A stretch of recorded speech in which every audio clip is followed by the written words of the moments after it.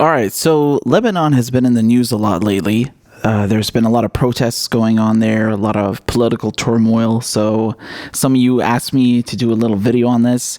I'm going to give you what we know so far. And I've also brought in our chief Middle East correspondent, Ronnie, who is my cousin. That's me.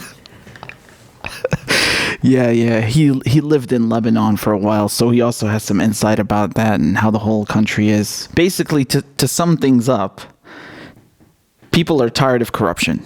That's why they're protesting. Okay, and I think yes, that's the main idea. Yeah, and the other day I think you had 1.5 million people who came out to protest. Is that figure right? In the streets. Yeah, it was crazy. You could see this video from Martyr Square, which is Saht al-Shuhada in Lebanon. This is kind of like the main spot, and it was packed. Okay, it was packed, and it's still packed. People are there every day, 24/7. This all started because the government wanted to put a tax on WhatsApp calls, because I know in the States not many people use WhatsApp, but it's very, very popular among Arabs and the rest of the world. And they wanted to put a tax, a 20-cent tax on every call. And of course, I mean, people went apeshit because, like, what are you doing? You know, and they also wanted to put a tobacco tax, I think, and something on petrol also. So basically everything that affects poor people, working class people, we're going to tax them, right? That's their mentality. Just it's the same with all governments worldwide. And yes, that's it. Yeah, and a few hours later, the government scrapped the plan because people were already losing it. And people, that was the trigger, you know? Like, people held up with their shit. It's been years and years, and the people just like, okay, maybe next time. And here's the thing: Lebanese people are really patriots, like, especially because there's a lot of parties, and they all just loyal to their party. So whenever some shit like this happened, they always just shut the fuck up, and they try to, I don't know, accept it one way or another. But this time around, like, after all this waiting and after all these problems that are just appearing in Lebanon, and that, you know, they've been struggling with this for 30 years. Since the end of the civil war that they have 15, 20 years ago. And they're still in these problems, and nobody's fixing them. And above that, like, that was the trigger. That was just...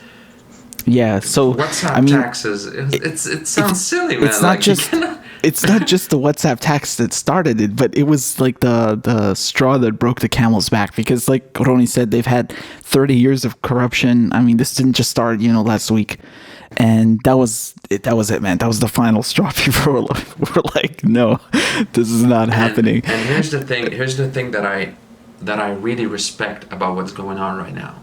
Like, given the fact that, like we said, there's a lot of movements and parties in Lebanon, and they already hate each other one way or another. Like, there's a lot of people that just don't get along in Lebanon.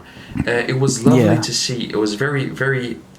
It was a proud moment, not just for Lebanese, but for all Middle Easterns, and I believe for humanity, just to see like 5 million people getting along and holding one flag. I was actually really impressed with this.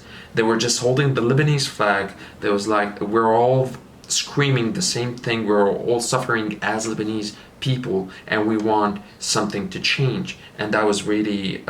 because the politics in Lebanon is very sectarian. You have a quota about, like, there must be X number of Christians in the government, X number of Sunni, X number of Shia. Yeah, so it's very sectarian, and there's a lot of hegemony right now with the protests going on. Everyone is like on one team, okay? It's the population versus the government, and they're all flying the Lebanese flag, They should really be proud of that. Yeah. Like, it's an accomplishment. What the protesters want is they want all the ministers and the prime minister gone. Like, it's not just, they want one person to resign or this group of ministers to resign. No, they want everyone gone, the whole goddamn government. Everyone, the prime minister, all the ministers.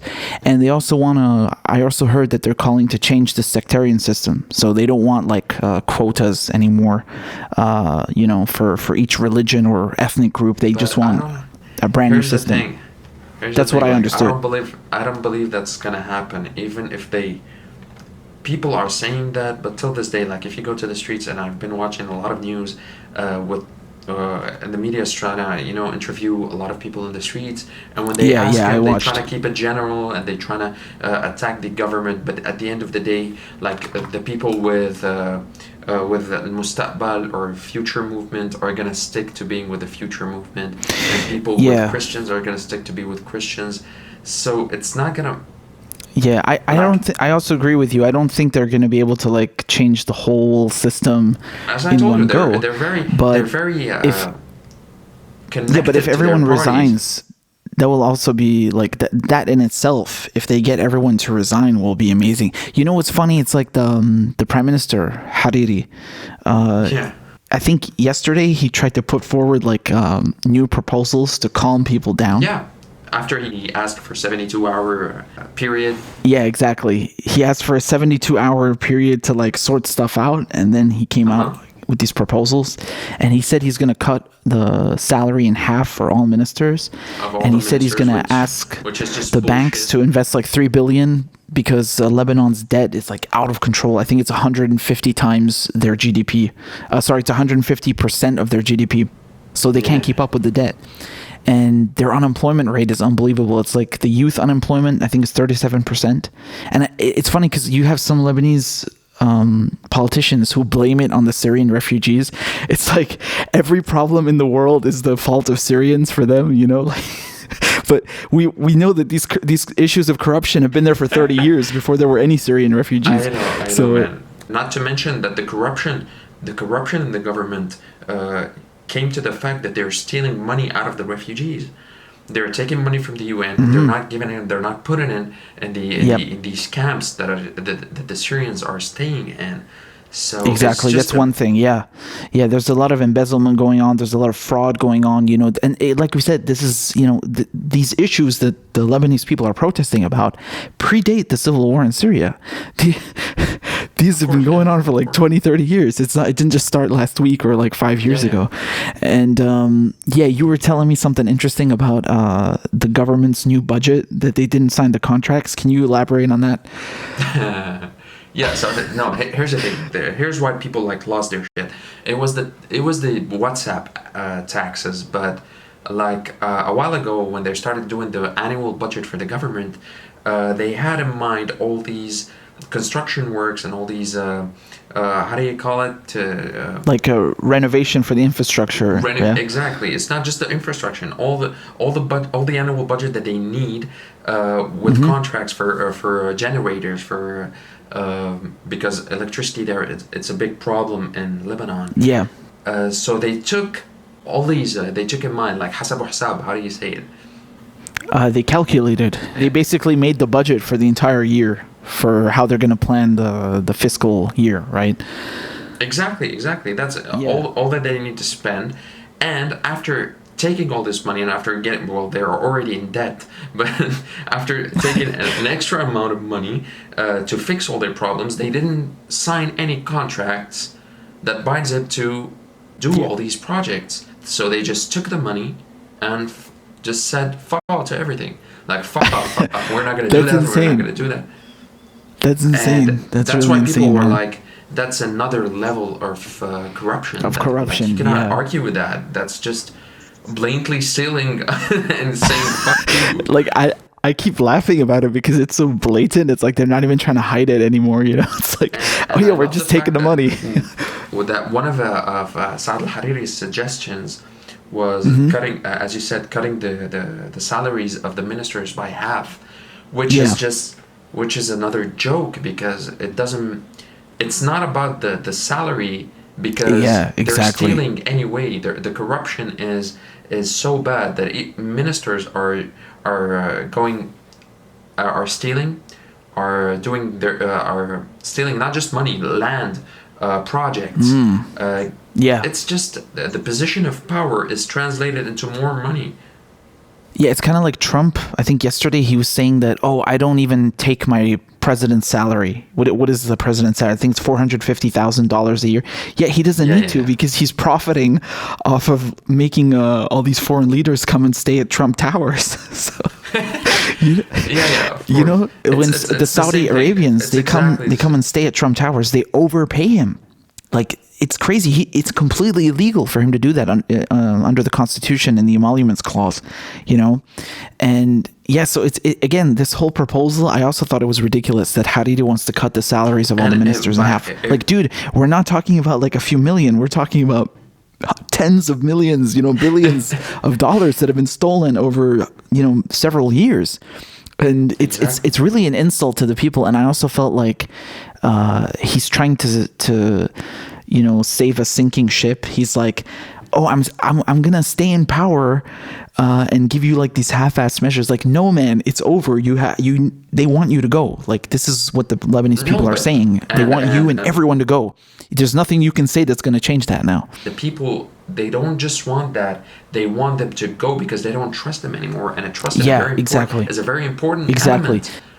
This is what a lot of them have been saying. There's no trust. They just, like, even these little half-assed measures he's giving, they don't even trust that. Never mind for them to fix, like, the crumbling infrastructure, the electricity, the debts, the unemployment rate. Like, they just don't trust them. I mean, how do you relate to everything the Lebanese people are saying? Because you live there, right? So is everything they're saying true? Like, can you elaborate on that? Of course, man. Everything in Lebanon is bad. Like, you can't imagine how the situation and the condition there for working class citizen or for everybody in the middle class, like, it's hard. Whether it's infrastructure, whether it's from electricity, water, like, you have no idea how electricity is a big part of Lebanese life because they don't only pay for the government. They have private companies that they rent each month for like $30, $40, $20 a month. They pay an extra just to private companies for their generators. It's kind of ridiculous. Not to mention the water. Not to mention transportation. It's just a big mess. And it was about time that when you put a lot of people under pressure, one day or another they're gonna explode, and now you can see it. So I mean, life is really expensive there, and on top of it, the infrastructure is crumbling, right? So, like, do you imagine when we're talking about Lebanon, we're talking about a third world country in the middle of the Middle East, and it's to have a glass of whiskey there is more expensive than having it in New York or in Montreal or in Toronto. That's ridiculous. Yeah, I think I asked you once, like, how much is a shawarma? It's expensive. Like, it's not and they said it. There are statistics about it. Beirut or Lebanon in general is becoming more expensive than Dubai. It's like the most expensive capital in the Arab world. No, this is ridiculous, man.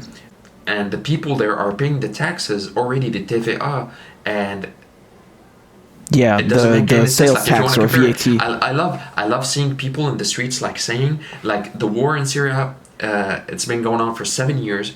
They still have electricity, they still have water, they still have bread. All of them are fed, and no one is paying taxes. That's right, and that's honestly correct. Like, do you imagine in Syria people don't pay taxes and they're living more under the war better than Lebanese people are now living? Yeah, that's ridiculous. I mean, so you're effectively saying that you live better in a war zone in Syria than you do in Lebanon in peacetime. Yeah. I mean, that ridiculous, says everything, man. That speaks volumes. Like, how is this protest or revolution, if you want to call it, how is this different from the one in Syria? Because in Syria you have a lot of foreign actors that are partaking in this revolution. Is the one in Lebanon a genuine one? Is it really grassroots? Is it coming from the people 100%? Like, what's the difference between the two? The revolution that started in Syria was very political. It had a lot of major foreign factors.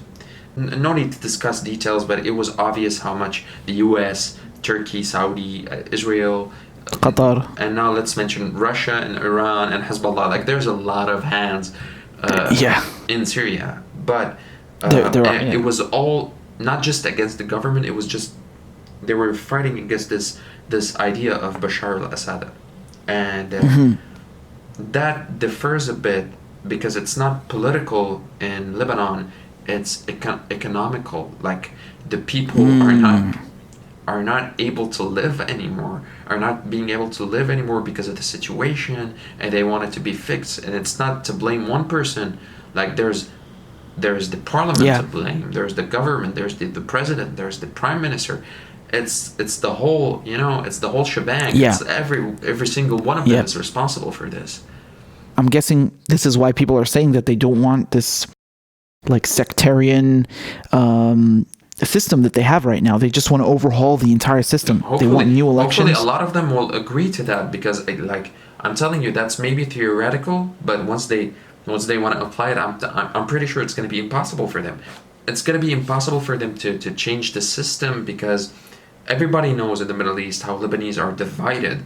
Like they're the country with most parties, and this goes back way before now, like to the Civil War, and they're still divided the same way. That's why people are afraid till this moment of a civil war that's gonna, it's just gonna initiate at any moment. For me, I don't know if you agree on this, but I think that there should be that the people who stole should be judged. That's a given.